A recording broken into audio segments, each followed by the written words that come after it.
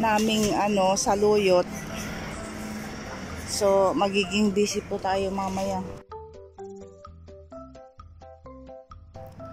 Good morning Ampalaya.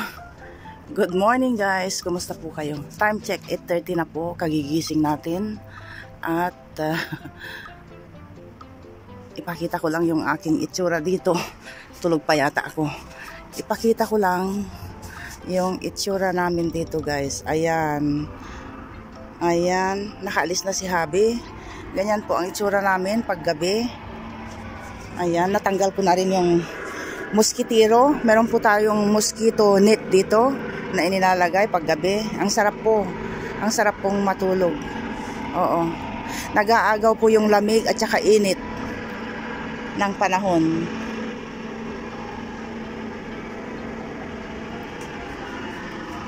At ang ingay. At tayo bababa na. Magligpit lang tayo dito.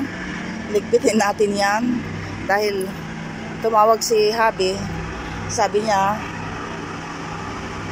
dadaanan daw niya. Narinig niyo yun guys? Sandali, ipakita ko dito. Buksan natin ito. Okay. Tumawag si Habi, sabi niya mamaya pag uwi daw niya, dadaanan niya yung order naming saluyot. So magiging busy po tayo mamaya sa paghuhugas ng saluyot. So tayo magliligpit na dito. Tingnan nyo naman ang itsura namin. Ayan, yan po siya. So let's start the day with coffee. So sana'y okay kayo dahil okay kami at okay tayong lahat. Siya, mamaya ulit guys.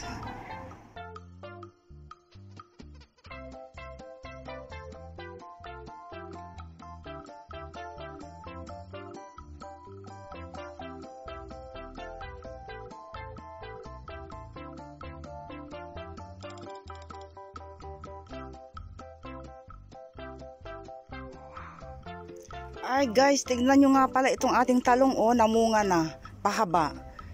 Ang alam ko noon yung talong na pabilog. Dalawa kasi yung padala sa akin galing Pinas. Naghalo siguro, nagkahalo yung buto. So yan po siya malaki na Pero hindi ko lang alam dahil merong isa dito. Merong isa din dito guys. Ito. Ayan. Siguro ito yung pabilog. Tingnan natin. Hindi pa naman namumunga pero namumulaklak na Ayan We'll see.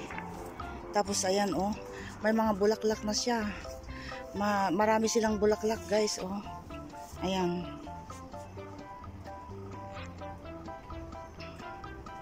Tapos itong ating sili, bell pepper, ayan Ayan, marami siyang bunga Ayun Ayun, tapos ito pa Tapos yun pa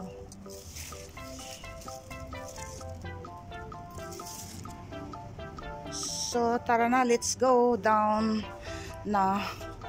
Tapos ang lago ng aking alugbati guys Ayan, diba? Naipakita ko na sa inyo. Ayan, masarap ihalo sa munggo. Okay, let's go. Hello guys, so dumating na yung ating isang karitong order na saluyot guys. Ayan, bali kilo and half ang bawat isa. So marami po yan guys. Isa, dalawa, tatlo, apat. How many kilo in one bag? Daddy? How many kilo? Sure? 2 kilo?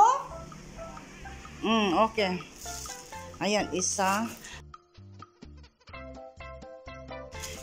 dalawa, tatlo, apat, 5, 6, 7, 8, 9. Tapos Meron pa daw dalawa bukas, guys. Agoy, ako'y mamamatay nito sa paghuhugas. Dahil matrabaho din po eh. Oo. Pero presko po siya. Fresh na fresh po siya. Ayan, oh. So, ating huhugasan ito, guys. Ganito po. Ito na. Dumating na naman yung time ng pag-iimbak ng saluyot. Nabanggit ko po sa inyo sa iba kong vlog. So, yan na po siya. Tara na't ating sisimulan na. Few inches later.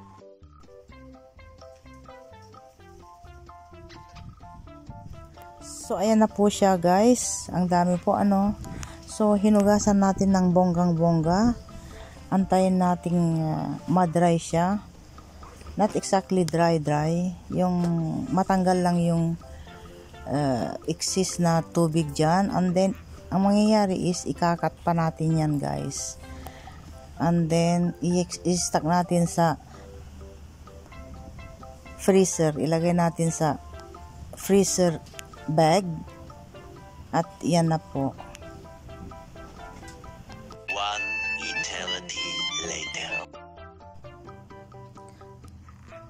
So, dito naman, guys, ayan, beans. Ang tawag po niyan dito ay Aishakano. So, yan, i-stack din po natin. So, sana'y matapos natin ito, guys, dahil bali 4 na tiklis, guys, na andun pa sa corner yung dalawa. At inumpisahan na namin ni Habi. Inaantay namin yung mga bata dahil tutulong daw sila. Ayan, may natapos na kami dyan, guys. So, habang nanonood kami ng TV, inumpisahan na namin ni Habi. At habang nagbubutil-til si Habi dyan, nakikipag-usap din sa mga kaibigan niya. May katul pa, guys, dahil medyo malamok.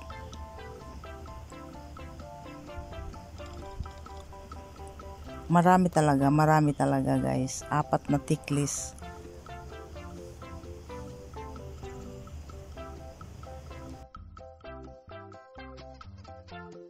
Few inches later. Hello, guys, good morning po. Yun na po yung ating binutil-til kagabi, guys. Madali naman po naming natapos kaagad dahil tinulungan kami ni Jessie at yung mga bata. Umakyat sila dito pero hindi na ako nakakuha ng video dahil si Jessie naka-shorts lang, nakapaa-paa sila, mga ganun ba. So, madali naman naming natapos. Ayan, marami po. Ayan. Ito po kasi, pag winter, mahal po siya. So, pag ganitong summer, kapanahunan ng beans. So, ayan, nag-iimbak kami. Ayan po siya.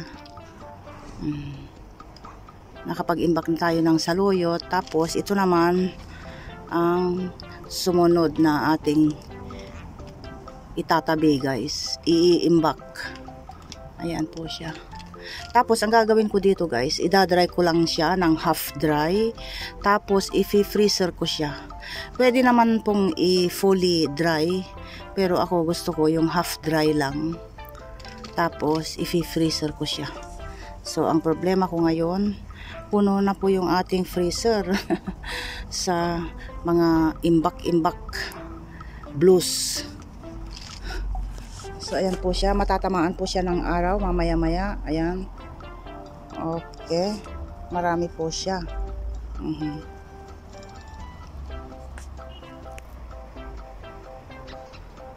Maganda po yung sikat ng araw today. Ito rin po pala, nakabili si Mr. ng isang tiklis ng mangga at isang tiklis ng mais.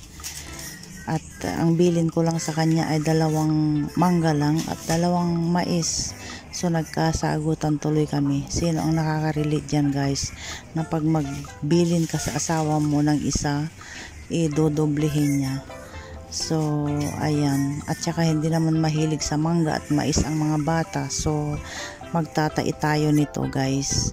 So, yun na yun guys ang content natin. Sana nagustuhan nyo ang content natin for today. So, kita-kits tayo ulit sa susunod na ganap.